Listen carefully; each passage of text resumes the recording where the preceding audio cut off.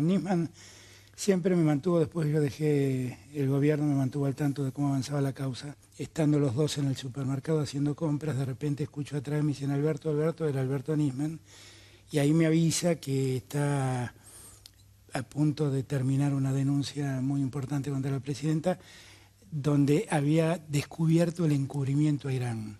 Y a la hora cuando me dijo eso yo me sonreí, porque le dije, pero Alberto, eso ya está probado, hay que leer el memorándum. El memorándum es el acto de encubrimiento. Me dijo, no, pero tengo un montón de escuchas y tengo un montón de datos que prueban cómo se fue negociando en paralelo. Me llaman, me pone al tanto, me dice lo que es la denuncia, me dice... Es decir, era una relación cercana, porque... Absolutamente, absolutamente. Teníamos una relación de confianza personal, esta es la verdad. Y yo creo que él además me transmitía todas estas cosas protegiéndose, porque no sabía muy bien a dónde se estaba metiendo, pero no protegiendo su vida por el riesgo de amenaza, sino protegiéndose políticamente, porque no sabía cómo iba a reaccionar el gobierno. Allí me contó que tenía, si yo no recuerdo mal, 300 CDs con 900 horas de conversaciones, que en esas conversaciones tiene todo probado, que son conversaciones muy impactantes, algunas de las cuales se hacen desde la misma casa de gobierno. Es una denuncia muy grave. Yo sinceramente insistía con vos estás seguro de lo que estás diciendo y me decía tengo absolutamente todo probado, Alberto. Quédate tranquilo, yo estoy seguro de lo que estoy hablando. Y le pregunté expresamente por Estiuso. Le dije, escúchame, ¿qué tiene que ver Estiuso en todo esto? Como dice Aníbal. Nada, Alberto. Y me agregó algo más. Si le hago caso a Estiuso, no presento la denuncia, porque él me está diciendo que baje los decibeles. Y esa fue la última vez que hablé. Yo al día siguiente viajé y el domingo me enteré de su muerte. Y para mí fue muy impactante porque no, francamente Alberto no tenía la conducta de un suicida. Sinceramente no era un hombre depresivo, era un peleador por naturaleza. Y porque además me da la impresión que él sentía que había encontrado la punta del ovillo para desentrañar el espantoso pacto que el gobierno firmó con Irán. Alberto, vos sos abogado penalista. Sí. Leíste las 300 páginas, me imagino, del... Lo leí parcialmente, no te voy a mentir. ¿Te parece endeble, te parece fuerte, te parece sólido, te parece... Me parece razonable, me parece una denuncia razonablemente presentada por un fiscal. Y muchas veces yo, tratando de entender por qué pasó todo esto, yo he llegado a la conclusión de que Cristina supo de la denuncia que se venía de Nisman. Y que por ese motivo precipitó sobre fin de año el cambio en la CIDE de un modo inesperado. Y todos creímos que eso era el resultado de que la CIDE no estaba operando en la justicia como a ella le gustaba, pero no era eso. Cuando vi que lo puso a Parrilli, y ahora me doy cuenta que Parrilli es el que le ordenaba a Delía hablar, me doy cuenta que lo que hizo fue mandar a los que estaban de algún modo salpicados por las escuchas a protegerse. Creo que no cabe otra explicación. Y creo que Nisman, cuando vio el descabezamiento de la CIDE, porque obviamente toda esa información que Nisman tenía fue proporcionada por escuchas de la CIDE. Y bueno, me da la impresión que cuando advirtió que había en esa decisión de Cristina un anticipo a su conducta o a su denuncia, él apresuró todo. ¿Vos vas a ir a la marcha el 18? Por supuesto. ¿Por qué? Voy a ir porque vengo cuestionando la actitud del gobierno sobre la justicia desde hace mucho tiempo. El gobierno de Cristina se caracterizó por la intromisión en la justicia. Voy a ir porque fui amigo de Nisman, porque tuve una buena relación con Nisman y porque respeto a Nisman y respeto lo que él hizo. Muy bien, segundo bloque de Palabras Más, Palabras Menos. Alberto Fernández, ex jefe de gabinete, dirigente político cercano a Sergio Massa en este momento. ¿Qué tal? Gracias por venir. No, al contrario, gracias a vos. A ver, ¿cómo te enteraste, cuándo te enteraste de la aparición sin vida de Alberto Nisman? La verdad estaba en Estados Unidos y ahí me enteré. Y fue muy sorpresivo porque yo un día jueves, el jueves anterior a su muerte, había estado hablando con Nisman. Nisman siempre me mantuvo, después yo dejé el gobierno, me mantuvo al tanto de cómo avanzaba la causa, porque yo siendo profesor en la Universidad de Buenos Aires, tuve de alumna a Paola Ciescheski y cuando fui jefe de gabinete, la primera visita que recibí de los familiares de Amia, el presidente era Luis, el padre de Paola. Y a mí eso fue un tema que siempre me impactó, y él lo sabía, y entonces me tenía al tanto. En el mes de diciembre del año pasado, yo calculo que en la primera quincena o entre el 10 y el 20 de diciembre, una cosa así, estando los dos en el supermercado haciendo compras, de repente escucho atrás, me dicen Alberto, era Alberto Nisman, y ahí me avisa que está a punto de terminar una denuncia muy importante contra la presidenta, donde había descubierto el encubrimiento a Irán. Y a la hora cuando me dijo eso yo me sonreí, porque le dije, pero Alberto, eso ya está probado, hay que leer el memorándum. El memorándum es el acto de encubrimiento. Me dijo, no, pero tengo un montón de escuchas y tengo un montón de datos que prueban cómo se fue negociando en paralelo. Y le dije, bueno, sé cuidadoso, porque yo en esas cosas siempre recomiendo, estamos hablando de instituciones, de la presidenta. Pasaron los días, él estando en Europa me manda un mensaje preguntándome si voy a estar en Buenos Aires, eso es en la primera semana de enero. Si la semana siguiente voy a estar en Buenos Aires, le digo que sí. Y a la semana siguiente es cuando presenta la denuncia. Me llaman, me pone al tanto, me dice lo que es la denuncia, me dice... Es decir, era una relación cercana, porque... Absolutamente. Teníamos una relación de confianza personal, esta es la verdad. No puedo decir que era su amigo porque no lo era, pero sí teníamos una relación de confianza. Y yo creo que él además me transmitía todas estas cosas protegiéndose porque no sabía muy bien a dónde se estaba metiendo, pero no protegiendo su vida por el riesgo de amenaza, sino protegiéndose políticamente porque no sabía cómo iba a reaccionar el gobierno. Y entonces allí me contó que tenía, si yo no recuerdo mal, 300 CDs con 900 horas de conversaciones, que en esas conversaciones tiene todo probado, que son conversaciones muy impactantes, algunas de las cuales se hacen desde la misma Casa de Gobierno. Eso es lo que yo estoy repitiendo, lo que en ese momento me dijo. Y me planteó que tenía totalmente probada la existencia de una suerte de diplomacia paralela que llevaba adelante la negociación que no se podía llevar por vía de la diplomacia. Yo esto lo entendí muy creíble porque la verdad diplomáticamente era el memorándum con Irán fue un giro sustancial en lo que veníamos haciendo hasta entonces. Y entonces me parecía que era muy creíble que hayan buscado canales informales, entre comillas, para llevar adelante la negociación, porque era imposible explicarle a los diplomáticos de carrera que tenían que revertir, hacer un giro de 180 grados para seguir adelante con esto. Hizo la presentación, fue al programa Dos Voces, me mandó lo mismo que les mandó a ustedes, una síntesis, un resumen un poco más amplio de la denuncia. Y después de las Dos Voces me volvió a llamar, esto ya estamos hablando del día jueves, y me volvió a preguntar a ver cómo había visto la cosa. Le dije, mirá, me parece que es una denuncia muy grave. Yo sinceramente insistía con vos estás seguro de lo que estás diciendo y me decía, tengo absolutamente todo probado, Alberto. Quédate tranquilo, yo estoy seguro de lo que estoy hablando. Le dije, bueno, sé prudente. Ya había salido Aníbal Fernández a decir que esto se lo había escrito Estiuso y le pregunté expresamente por Estiuso.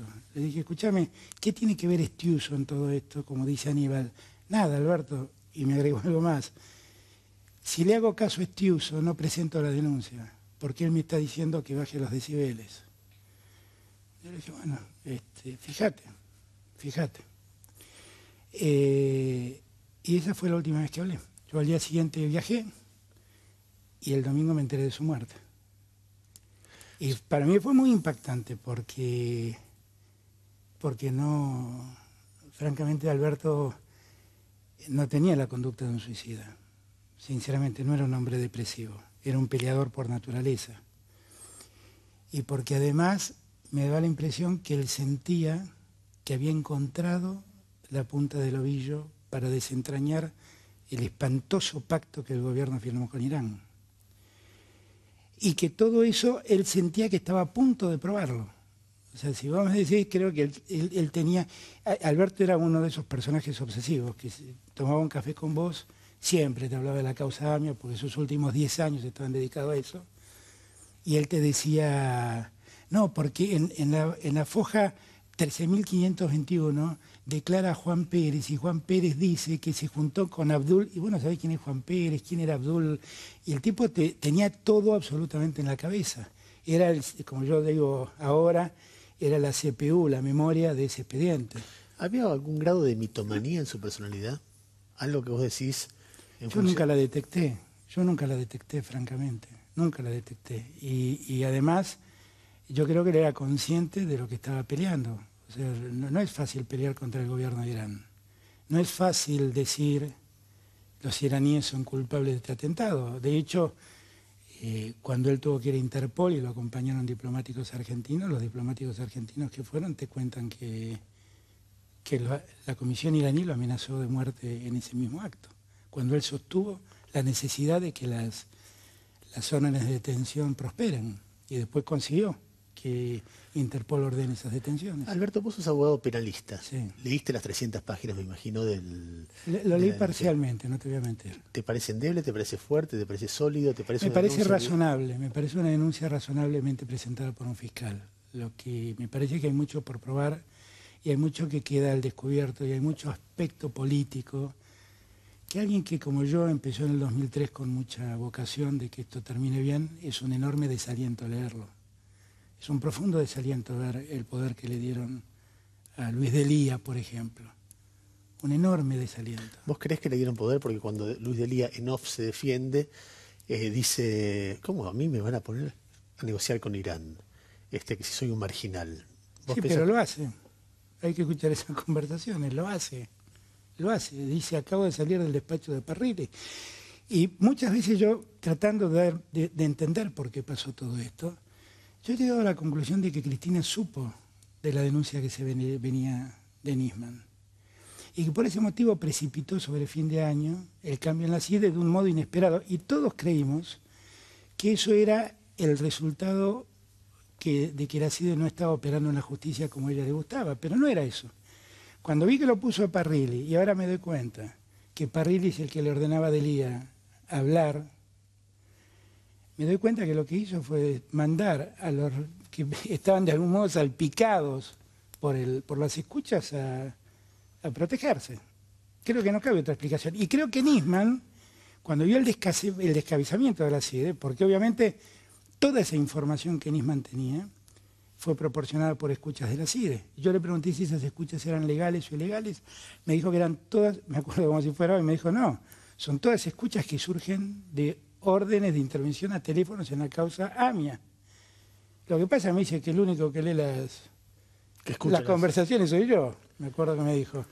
Y bueno, me da la impresión que cuando advirtió que había en esa decisión de Cristina un anticipo a su conducta o a su denuncia, él apresuró todo, porque temió que pudiera pasar con él lo que pasó con Alberto, ¿cómo es la relación entre Nisman y Kirchner cuando Kirchner fue presidente?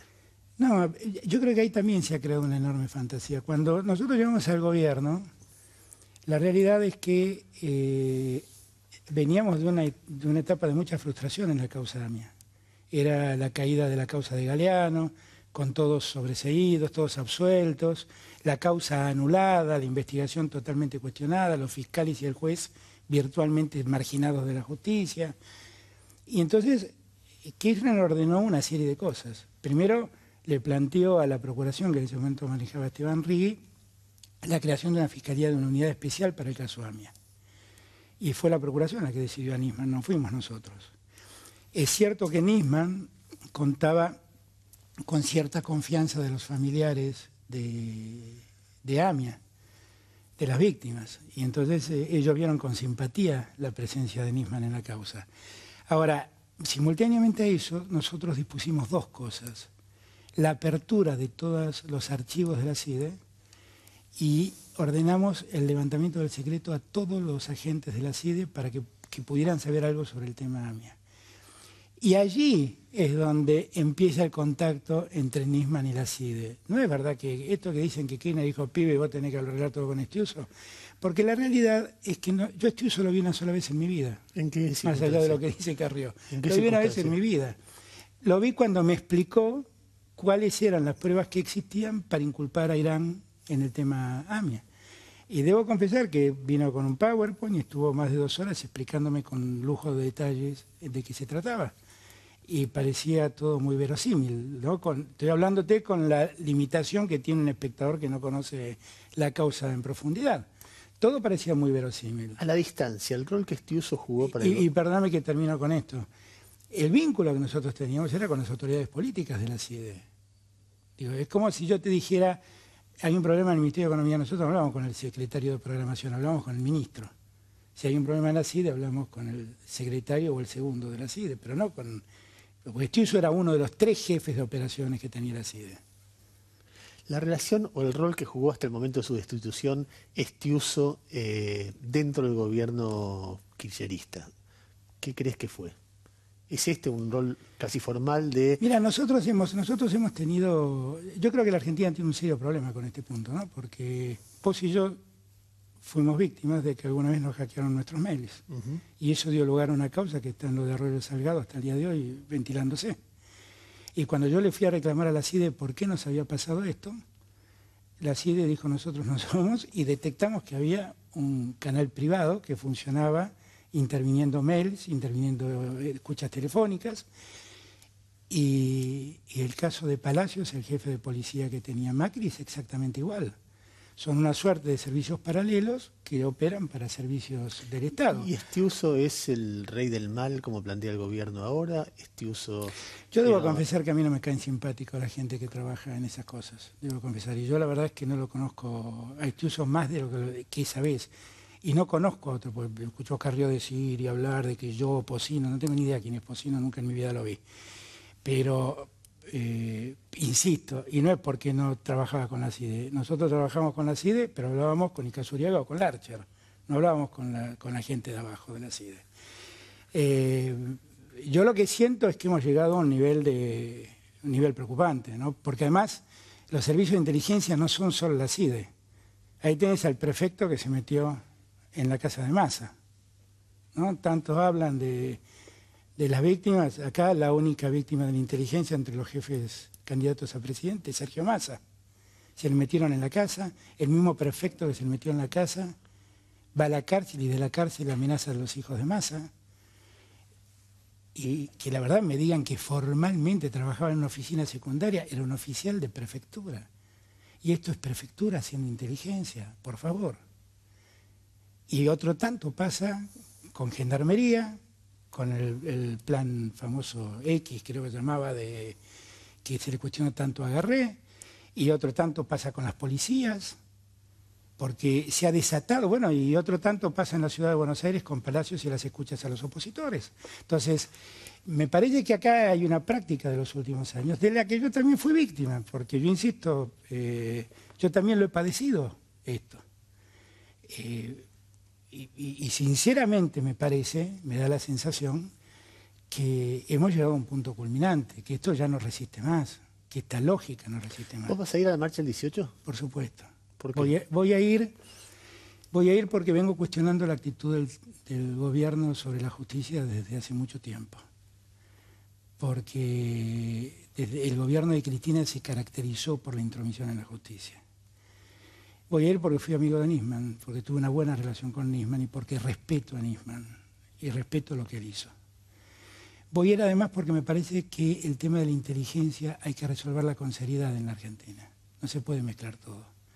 Yo escucho por ahí cuando a mí me dicen, nunca supe muy bien por qué, porque siempre callé el tema, pero viene bien ahora aclararlo. Me dicen que yo fui el que llevó adelante la operación de Olivera, yo no tuve nada que ver con eso y yo nunca tuve nada que ver en esa campaña que ni siquiera era mía, ni era jefe de campaña, ni nada. Y cuando la señora Carrió denunció, no denunció a la CIDE, lo denunció a Kirchner y a mí. Bueno, pero Kirchner sí tuvo que ver, Alberto. Es decir, Kirchner salió... En ese tema no, absolutamente. Pero totalmente, él salió a decir que explique Olivera, lo instaló pero el tema... pero eso fue una vez que todo quedó instituido. Bueno, lo que digo es que esa fue información que no salió de la CIDE, nada que ver. Y hay dos posibilidades. O Carrió no denunció a la CIDE, porque la CIDE no tuvo nada que ver, que es lo que fue. O tal vez no denunció a la CIDE por lo que dice Pino Solanas. Ahora, lo que digo es que esto es un tema demasiado serio. Yo hice esta aclaración solamente porque hace tiempo que estoy con ese entripado de que permanentemente me preguntan por el tema Olivera. No me preguntan, habla la señora Carrió sobre el tema Olivera. Es que en ese momento el gobierno tuvo responsabilidad en eso. Es decir, yo no sé si vos, si Bielsa, que era de la campaña... Yo no sé de quién fue la responsabilidad, lo que sí sé es que yo no la tuve. Y lo que sí sé, que yo además tuve, gracias a Dios, la suerte de poder explicarle a Olivera en vida cómo fueron las cosas y qué es lo que tuvo que ver. Lo que sí creo que el tema es demasiado grave como para andar mancillándolo de este modo. Alberto, gracias. No, gracias a ustedes. Vamos.